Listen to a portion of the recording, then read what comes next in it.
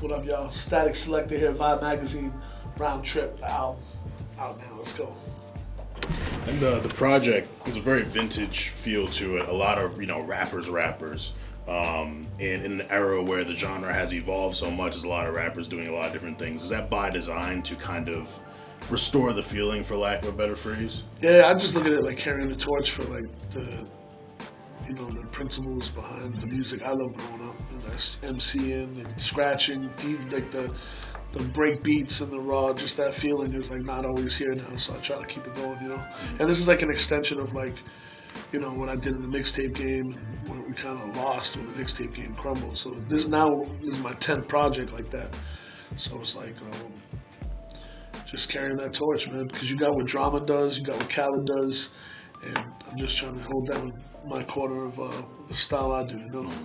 And you held it down well. I mean, like the intro to Round Trip, you got Pause on here from De La Soul, and it's a song that's paying homage to Dave, True Boy to Dub, rest in peace. How did you sort of formulate that this is what Round Trip would be like? Did the idea for the album in itself come from the unfortunate passing, or was this already something that was brewing? I already had the name Round Trip. Like, it's my 10th album, so it's a real full circle moment. But when I told Paz about it, and it was a touchy subject because Dave had just passed. I didn't know if he was in the mood to rap or whatever. Right. He's like, man, he's like, send it. And I sent it, and he just sent me back such a special song. And I never really looked at Round Trip being like representing the whole experience of life as well. So when he said like my brother completed his round trip, that's even crazier. And he brought it to a whole other place. Yeah, especially because like there's different points on here where you're really tapping in with some artists that where I was just like, I was on a train listening to it, and I'm like, yo, did they all have the same like thematic elements in their mind? Because Ab Soul sort of touched on life and the essence of struggle and being reborn. Joey Badass even covers some topics like that as well. I know Russ was talking about triumph, the inner and outer triumph, but that's always been his thing. So I was just curious, like, yo, did Statik send out like a memo to all the MCs, like this is what we on, or they just kind of got the vibe? Nah, I kind of put it together that way on my own. None of the other MCs knew who was going to be on it, or the subject matter, or any of that. Oh, wow.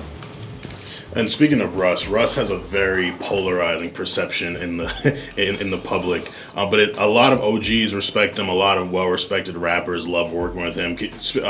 What's your experience like working with Russ? Like, why is he such a great artist to connect with? He's just so professional, and there's nothing fake about him. There's nothing like, he don't try to cut corners. He's just completely on point with everything he does, and I appreciate that because a lot of artists aren't. And I think that's why he wins and he completely has his own lane out there. Yeah, and then there's also, along with Russ, there might be some names that might be lesser known to some people who don't know the rappers, or even like the upcoming rappers. So like you got Redville on here, who's one of my favorites right now, and Ruben Vincent. You got Coda the Friend.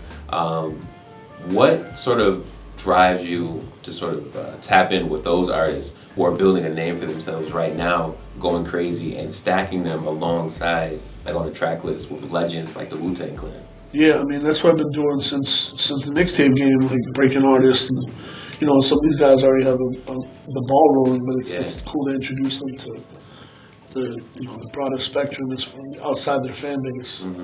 And I've been doing this since day one. So all my albums I pride. Like if you go back through my catalog, I can be like, oh look, this is this person's first time on on an album in a store. Like for example, Lucky 7, just to randomly grab that album. It's the first time Dave East was ever on like a CD or vinyl. Young M.A., just to name a few. And then same thing with Mac Miller on Population Control. That is fire. With Joey on an extended play, there's so many times through history. Action Bronson on Population Control. It's like that's what my albums are known for. So I want to take the OGs and the legends and mix it with what's holding, keeping that going. Absolutely. On Different League, Terminology has a line. He's like, fuck a B-Dot list because he not lit. Never seen him in the streets. And B-Dot's list cause a lot of commotion every year when he puts them out. Did you put any stock or value into those lists, into other people's opinions, the hierarchies, the rankings of rap, or did you just kind of care about like your art and your enjoyment of it. Yeah, nah, if everybody paid attention to lists, everybody would be frustrated because there's so many people doing it. I appreciate when I make a list, and if I don't, it's all good. I'm gonna do what I do. But yeah, the popularity contest shit is played out. Like, it's, you know, I respect when people like B-Dot made his own like separate lane doing those lists every year. Right. People look forward to it, so good for him. I don't think Term dislikes B-Dot or anything. Right. He's just saying like fuck your list Yeah. if I'm not on it. Like every artist is supposed to think they're the best, you know. So shout out to B-Dot, but it's like we can't just let everybody define what's hot or what's not by one person's list, you know, Sure. or even 20 people's list. The fans are the ones that matter with the list. Yeah. Is there a track that you go back to when you in the whip or you at the crib and you're like, yeah, nah, this, I don't know what this rapper was thinking when he was on this, but he blacked. Is there a track on this album that's one of your favorites? I loved what Ab-Soul did on it because it was so natural. When he kept going. He called me, he's like, yo, listen how it ended. And I was like, oh shit. And he was so busy at the time, his album had just dropped. I didn't think I was getting the verse. Really, I know if he told me he got me. But the fact he did it in the middle of all that going on. Oh, so that he did that verse like towards like the rollout for her. It was right during. Wow. He was locked in. Yeah, me and Ab-Soul got a special relationship. We toured together and just, been through some shit, lost some friends together and all that. Ab's the man. But besides that, I would say the Wu-Tang record, just having the Wu-Tang. Yeah, Unpredictable. Man, that one, Life and Times, really got me like, oh shit. Like, Yeah. And even the way Russ was spitting on Limbo, like his demeanor on that, like going back to your earlier point, like his demeanor on that was just so, like, I've done this before. Yeah. Like, what do you want from me? He treated it like one of those 6 a.m. in Toronto freestyle. Yeah, man. He called it Limbo Freestyle, and I just called it Limbo. Yeah, nah, he killed that shit. That was when he was doing Chum 2, and I did the record with Lloyd Banks and